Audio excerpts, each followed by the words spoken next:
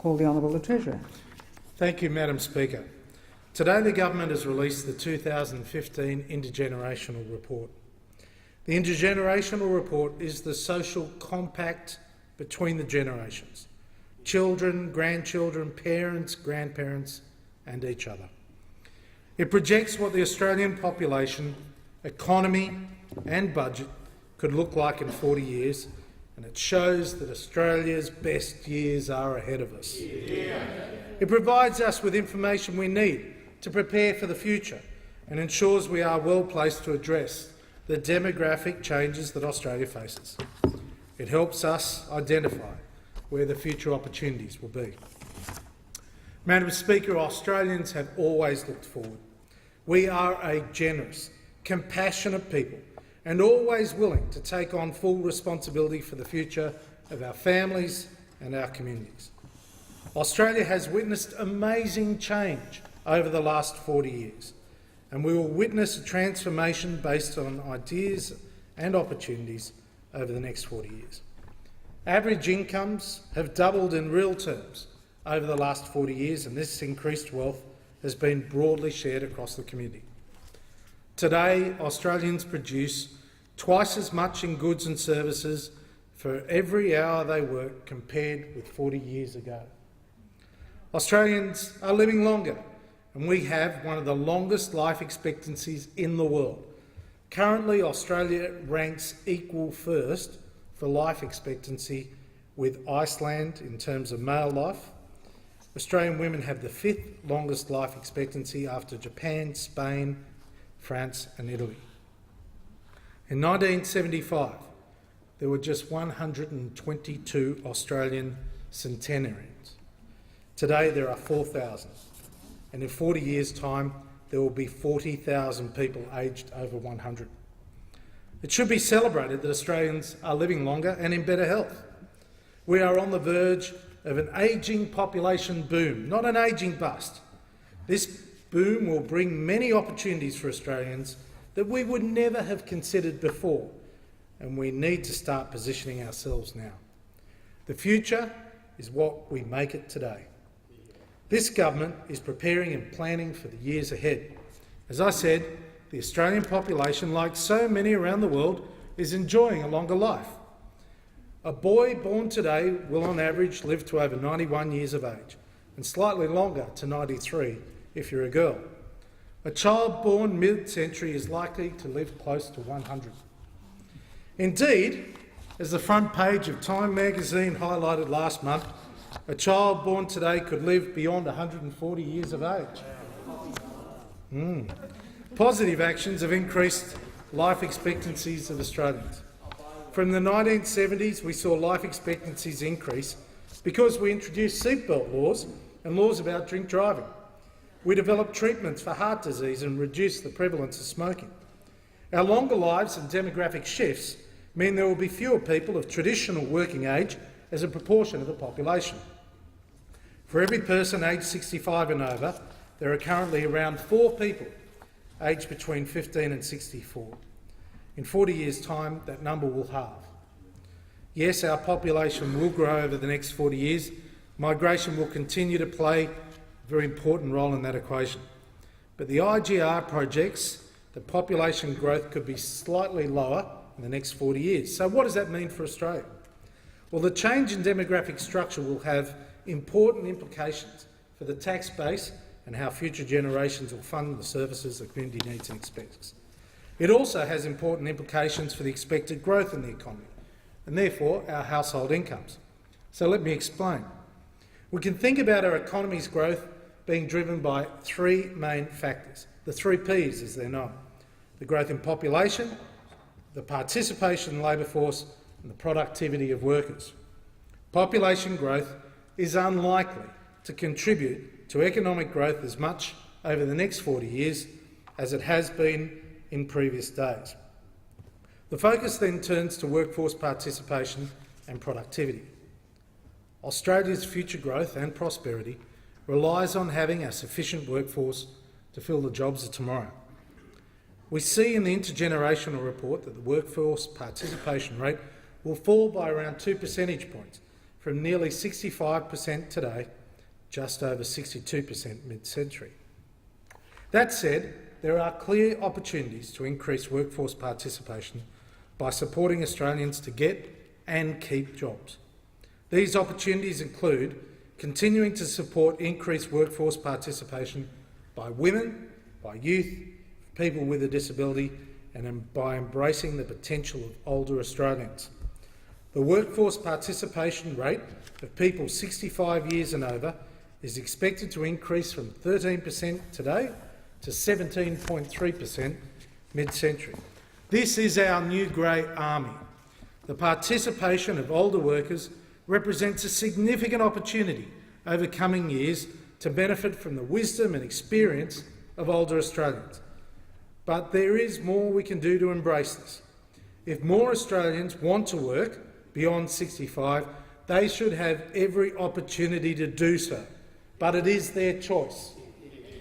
Greater female participation in work represents huge benefits to Australia. By way of example, if Australia lifted its female participation rate to be the equal of, say, Canada, we could potentially see a $25 billion increase in the size of our economy. The final contributor to growth that the IGR highlights is productivity. Productivity is about getting more bang for each hour we work. Since the early 1970s, we have doubled our output for every hour we have worked. Through significant reforms over the last 30 years and the adoption of innovative and new technologies, productivity growth has been robust, averaging 1.5% per annum over that period. So the big question going forward is what will be the average rate of productivity growth for the next 30 to 40 years. The Intergenerational report assumes productivity growth will continue at 1.5% per annum for the next 40 years. It's a fair assumption, but it is a big ask. Achieving this rate of growth will require the reform agenda to continue. Reforms that make government more efficient, that make our markets more efficient, and give every opportunity to Australians to work smarter, not harder. It will also require Australian businesses to be prepared to harness the opportunities when they arise, be it in technological change or the opening of new markets. Taking all the assumptions behind population, participation and productivity means that over the next 40 years the Australian economy is projected to grow at 2.8% per annum, slightly less than the 3.1% we saw over the last 40 years. But it's still a level of growth that would see our prosperity rise significantly. So let me put this in context. Australia is in the midst of one of the largest economic expansions in the history of our nation. Australia is in its 24th year of continuous economic growth, almost near the record efforts of the Netherlands, which had 26 years of uninterrupted growth to the year 2008. The IGR projects another 40 years of average economic growth consistent with the methodology used in previous IGRs. Without doubt, this is a challenge. 65 years of continuous economic growth, unprecedented. But we don't shy from the challenge. We welcome it, we embrace it. To achieve this level of growth going forward, we must consider what changes will deliver that prosperity.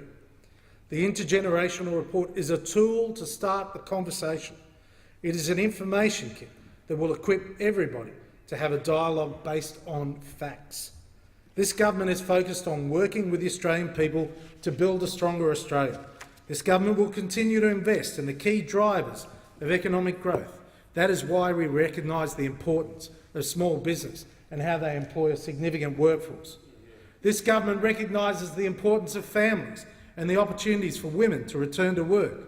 This government recognises the importance of infrastructure in creating jobs, reducing congestion, improving productivity. And, Madam Speaker, we need to ensure that we can pay for today. And we also need to ensure Australians will be able to afford our nation's future. We are currently living beyond our means. The Australian government is spending over $100 million every day more than it collects in revenue. Australia is borrowing $100 million every day just to pay this shortfall, just to pay the daily bills. That's not where we want to be, and it's not where we can afford to be. Ongoing deficits and rising debt is not sustainable. We need to be better placed to respond to the potential for future economic downturns and pressures on the budget as we live longer. If we made no changes to policies left in place by the former government, the deficit would have been on a path to reach, in today's dollars, $533 billion. Net debt would have been almost $5.6 trillion in today's dollars. However, the IGR shows this government's already made considerable progress to repair the budget. With the measures already legislated, the projected budget deficit and net debt levels in 2055 have been halved. Continuing to work at keeping spending under control will ensure we can deliver the services the community needs and expects. It also improves our capacity to respond to the challenges and opportunities outlined in this report. The policies proposed by the government, or alternatives of a similar value, would get us back to living within our means and net debt paid off by 2032. I say emphatically, we are willing to work cooperatively with all to put the budget on a sustainable footing. So, Madam Speaker, we are at a critical juncture in our history. The Intergenerational report is an incredibly important document to start a serious conversation about the challenges and opportunities ahead for Australia. We should all welcome the fact that we are living longer. We also need to ensure that we take steps now to ensure our prosperity comes for generations and that we leave nobody in Australia behind. We must take responsibility for how we plan for our own future and how we leave things for the next generation and those that follow. This is the social compact between the generations. The 2015 Intergenerational report shows that we can have a positive and more prosperous future if we start planning for tomorrow today. This is a conversation the nation wants to have, and we are ready for it.